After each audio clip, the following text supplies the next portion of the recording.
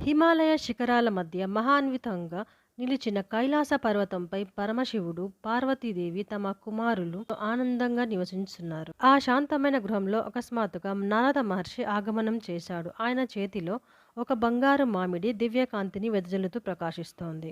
ఈ మామిడి సాధారణం కాదు అని నారదుడు ప్రకటించాడు. దీనిని భుజించేవాడు ఎవరైనా పరమ జ్ఞాన ఫలాన్ని పొందుతారు. దీన్ని కోసి పంచుకోలేం.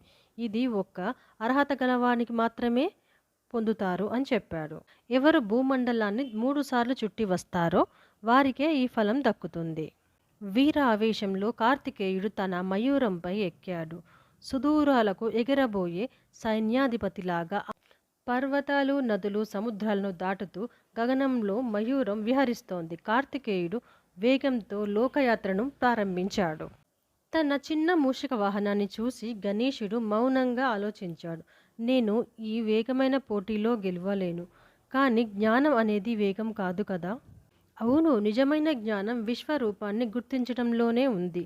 గణేశుడు చిరునవ్వుతో తల్లిదండ్రుల పాదాల వైపు తిరిగాడు. భక్తిభావంతో నమస్కారాలు చేస్తూ శివపార్వతుల చుట్టూ గణేశుడు 3 సార్లు ప్రదక్షిణం చేశాడు. అమ్మా నాన్నల చుట్టూ మాత్రమే తిరిగావేంటి బిడ్డా అని పార్వతీదేవి ప్రశ్నించింది. గణేశుడు వినమ్రంగా చెప్పాడు, అమ్మా నాన్న మీరే నా విశ్వం. సృష్టి ఆరంభము అంతము మీలోనే ఉంది.